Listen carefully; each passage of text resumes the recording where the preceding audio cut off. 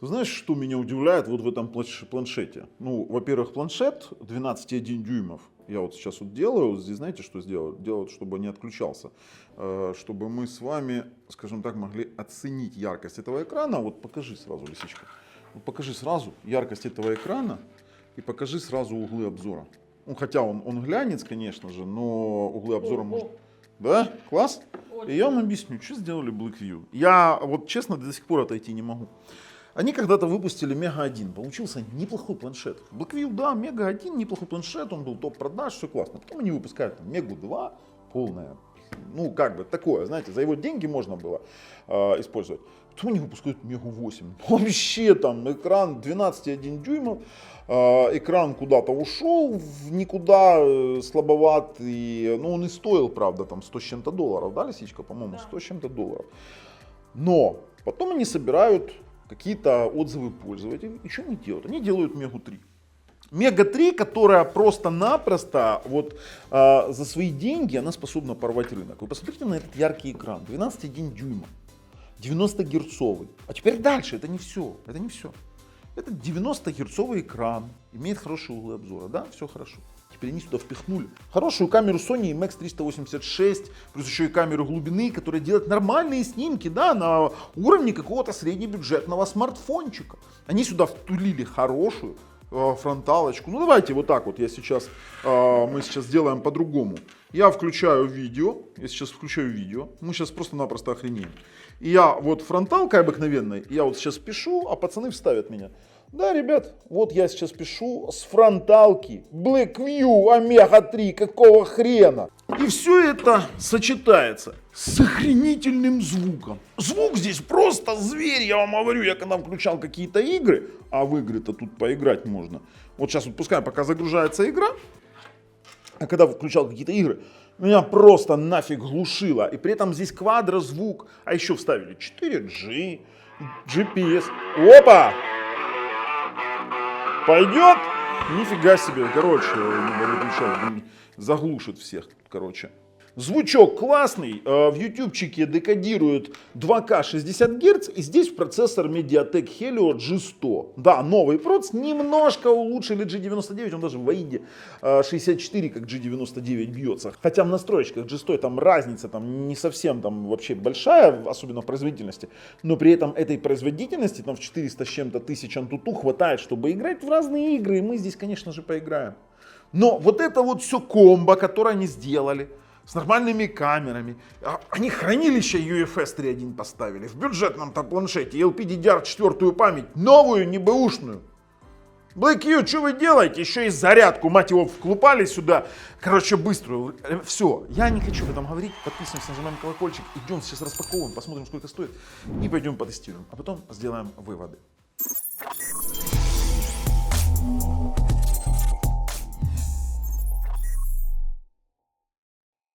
Так, распаковка. Так, ну, смотрите, чуть примяла коробку, но обычно в таких случаях коробки, которые приходят с Алиэкспресса, они очень-очень крепкие и ничего планшету не будет. Смотрите. Открываем. Убирай, лисичка. Да, тут ничего такого нету. А ну, открыли. Стеклышко есть. Ха-ха-ха. Вот как всегда. Blackview, как всегда, смотрите. Стеклышко. Четко вообще. Смотрите, вообще красавчики.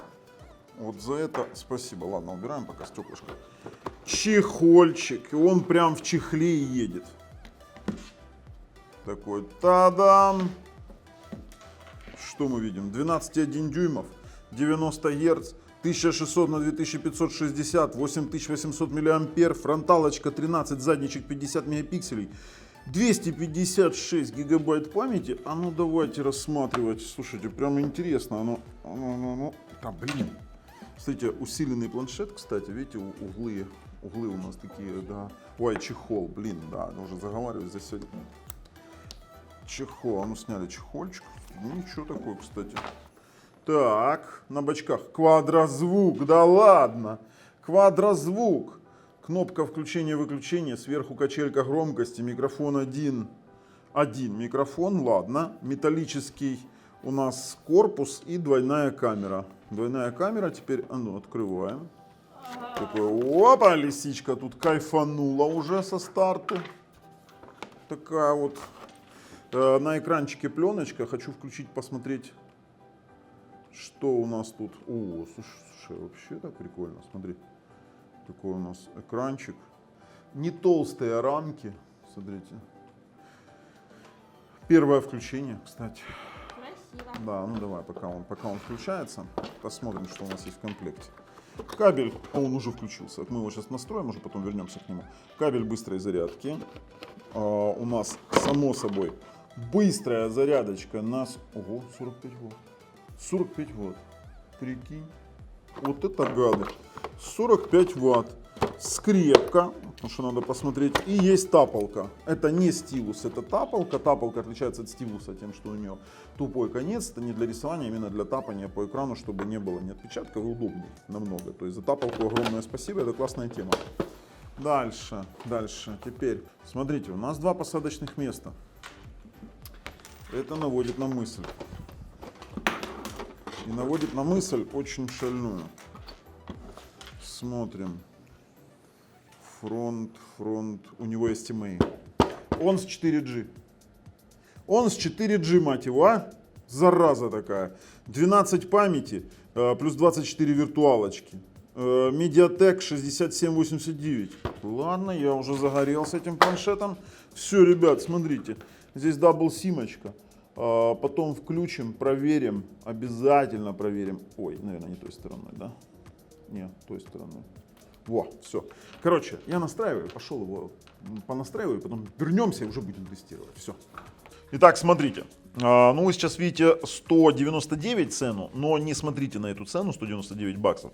Потому что если вы закупаетесь на aliexpress.com, то есть еще промокоды от канала Технозон. В описании под видео есть промокоды или ссылка там, где есть актуальные промокоды. Пожалуйста, не актуальная цена. Можно добавить клавиатуру, мышь, можно добавить просто клавиатуру, отдельно мышь, но давайте посмотрим, что заявляется сам по себе производитель из того, что мы видим. Итак, 2 цвета, 555 грамм, да, он не маленький, Mediatek G100, хотя какого черта, это не G100, это G99, ну чуть-чуть его изменили, но это G99. 12,1 дюймов, 2,5К FHD IPS, 90 Гц, еще и сертификация TÜV, вот это прикольно. Только что-то у нас на французском, забыл чуть-чуть поменять язык. Во, так будет лучше. Итак, из того, что очень круто, 50 мегапикселей Sony IMX362. Я вам покажу, опять же, ссылки на оригиналы в описании под видео. И фронталка 13 мегапикселей. А еще они здесь сделали для Меги, для Blackview, вдумайтесь, UFS 3.1 какого-то черта. DDR4X за 199 баксов. 24 гигабайта можно расширять ОЗУ, 2 терабайта поддерживают карты памяти, тоже можно Dual SIM, 33 ватта быстрая зарядка. Ну, короче, давайте на картинках посмотрим. Они обычно тут описывают. Ну, то, что они там AI описывают, Gemini, это все очень красиво. AI Voice Activation, меня это не интересует. Искусственный интеллект сейчас везде есть. В любом смартфоне, в любом планшете его туда пихают. Вот в чем разница Mediatek Helio G100, хотя у меня вот набрало примерно столько же, хотя он определяется как G99. Да слушайте, они практически идентичные. А ну смотрим. Они даже одинаково набирают в Antutu плюс 2% G100. А в чем разница? Вот вообще, они вообще идентичные. 2,2 на 2, 2,2 на 2. Те же самые ядра, те же самые частоты. Ребят, это одинаковые процессы. Те же самые видеоядра. В чем разница? Просто в том, чтобы его назвать. Так, даже память одинаковая, с одинаковой скоростью. Максимальное разрешение фотокамеры. Но как оно влияет здесь, я не понимаю. И какого черта можно называть Bluetooth типа 5.4 и LTE Cat 13 поддержка. Но у нас здесь нет Cat 13, нету у нас агрегации. Ну ладно, обновили так обновили, что-то там написали. Ну, по факту это тот же самый процессор. Теперь у нас 90-герцовый экран, мы уже проговорили, Full HD+, конечно же, все красиво, но у нас есть яркость классная. У нас есть классная яркость, и прям вот интересно то, что у нас еще и Widevine L1, поддерживается Netflix, YouTube, HBO, Prime, ну короче, в общем-то стриминг можно смотреть, ну 7,4 мм толщина. И 8800 мАh батарея, и PC мод есть, и как бы очень все интересно. Слушайте, я думаю, что нам нужно сейчас, столько они всего тут, как BlueView как начинает рисовать, это просто на голову не натянешь, честно говоря. Нам нужно сейчас просто-напросто брать, переходить уже и тестировать. Но ссылочку я разместил в описании под видео, а вы еще и, пожалуйста, подписывайтесь, нажимайте колокольчик. А вот это все, что они понаписывали, вы сможете увидеть в описании под видео по ссылке. Почитать сами.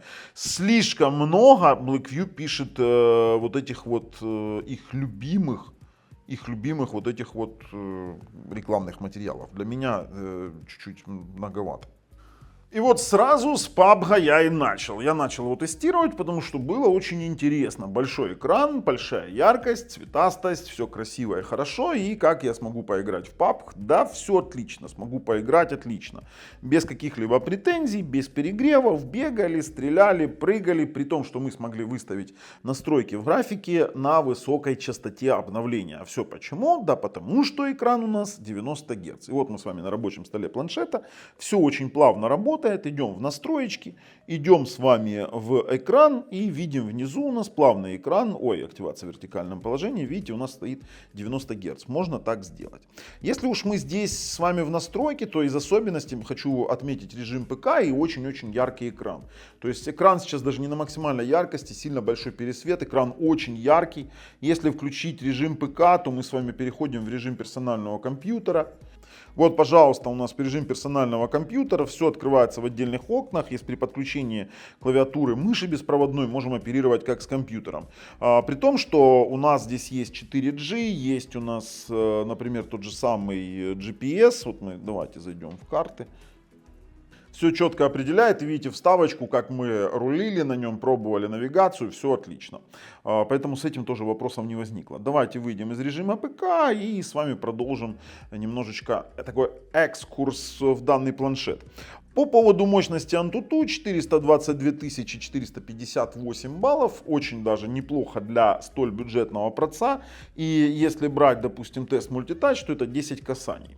Какого проца? Надо тут еще выйти как-то. Да, AIDA 64 мы все с вами увидим. Это у нас платформа MT6789, Мега 3, 12 гигабайт физической памяти, 256 хранилища. И по факту определяется Mediatek Helio G99. 6 ядер Cortex A55 по 2 ГГц, 2 ядра Cortex A76 по 2,2, 6-нанометровый 64-бит система. За отображение отвечает Mali G57 MC2, 90 Гц, еще и у нас разрешение экрана 2560 на 1600. А вот сеть у нас интересная. У нас, во-первых, есть GSM, и вы сейчас видите тест. Но здесь чудес у нас не будет в Запорожье, потому что в центре города, прифронтового, вы сами понимаете, какое качество связи у нас здесь работает. И мы получали 15 на 30. При этом это мы получали не только на этом планшете, мы это получаем практически на всех устройствах. Поэтому судить о качестве 4G, к сожалению, не могу. Wi-Fi-чик, поканальная скорость 433 мегабита в секунду, 5,7 ГГц. При тестах, вы сейчас видите, у нас получается 350 на 350 стабильных. Это, в принципе, очень хороший показатель. При начальной канальной скорости 433 мегабита. И в 2,4 он спокойно набирает у нас там 50-60 на 50 на 60. То есть это спокойно, отлично работающий. При том, что меня интересует вот этот вот значок VoLTE, неужели поддерживает, но опять же при нашем варианте я проверить этого не могу. Батарея 8800 мАh, Android 15 и реклама, конечно же, задолбала. Android 15 Vanilla Ice Cream и датчики. Что у нас тут по датчикам? У нас есть гироскоп, есть датчик холла, ну и доступа к температуре нету. А вот если вы сейчас спросите, для чего нам, допустим, гироскоп, акселерометр, то, пожалуйста, я сейчас играю в Real Racing и как будто вот рулю рулем, чтобы вы понимали, да, то есть спокойно в Real Racing побегали. Я просто Real Racing выбрал как единственно нормальный вариант, где это наглядно прям вот очень хорошо видно, не надо сильно заморачиваться, еще и красивенько. Можно, конечно же, играть в Asphalt 9, Asphalt 8, я вам сразу говорю, не нужно никакие запускать Genshin Impact, это не для этого планшет среднебюджетный и, конечно же, такие игры, как, допустим, там еще можем поиграть с вами в Shadowguns Legends. Я выставлял себе высокие на 60 FPS настройки, бегал, но давайте вот будем честными. Средние настройки 60, либо высокие 30 FPS спокойно заходят, он спокойно играется, не греется и особых проблем нет. Большой яркий экран именно для этого хорошо подходит. По поводу мультимедийности. Мы сейчас с вами можем пойти, допустим, в тот же самый ютубчик, включить какой-нибудь мой 4К ролик. Давайте включаем и заодно проверим звук. Я вам скажу, звук мне очень понравился. 4 динамика, которые находятся вот у нас здесь, видите, по краям. В принципе, при закрытии двух в играх, то вы сможете спокойно, допустим, оперировать дальше в игре и не будет никаких проблем. Очень классные динамики, очень высокий звук, классный и низких достаточно. Ну, низкие хотелось бы побольше, но смотреть фильмы, смотреть какие-то, допустим, передачи, какие-то стриминговые сервисы можно. Кстати, 1440 60p максимально у нас вариант декодирования. По YouTube вообще вопросов нет. Давай, многооконность вывалила его, нет? Так, закрываем его, и в принципе вы можете здесь смотреть любые стриминговые сервисы. Если вы живете в Украине и не знаете, где купить официально стриминговые сервисы, очень дешево, то, пожалуйста, сканируем QR-кодик, либо ссылка в описании под видео, будет вам счастье. По тому, что еще хотел бы показать, то в самой информации о планшете мы видим, что у нас есть 12 гигабайт физической, но можно расширить, плюс 24 за счет хранилища, но такой себе вариант. Dock OS P4.1. И здесь они, видите, декларируют MediaTek Helio G100, 8 ядер Max 2.2, ну есть как есть. Я не буду утверждать, я идентифицирую его как MediaTek Helio G99. И по камере. Камера меня удивила. Для столь бюджетного решения, какого-то хрена они умудрились сюда запихнуть камеру, которая снимает HDR, фотографирует в 50 мегапикселей и видео Full HD. Но при этом посмотрите на качество. Оригиналы есть в описании под видео, ссылочки. Вы посмотрите на качество этих фото. То есть я был нереально удивлен.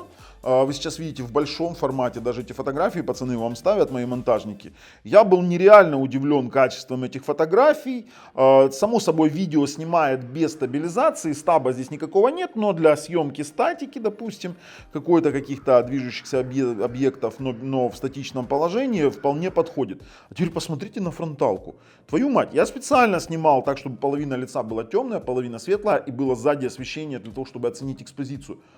Это фронталка, какого черта, китайцы, это Blackview, какого хрена на планшете здесь лучше камера, чем у некоторых брендов. Это как вообще можно объяснить? Твою мать, это фронталка. Я удивлен. То есть для меня это стало вот открытием каким-то. Фотографии яркие, даже с этим нет. Смотрите, вот, это фронтальная камера, твою мать.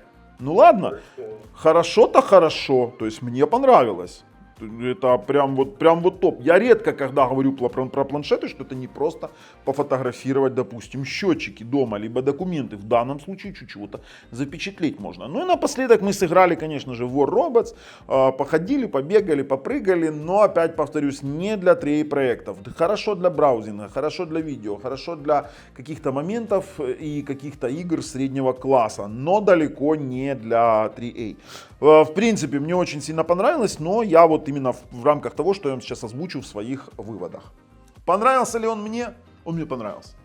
За эти деньги они, учтя вот этот вот путь от Мега 1, который они делали, и вот этот вот пройдя путь деградации от Мега 1 до Мега 8, а потом взять, откатиться и сделать нечто прикольное, вот это вот в духе Blackview. Рекомендую, ребят, рекомендую. Неплохой планшет, очень неплохой.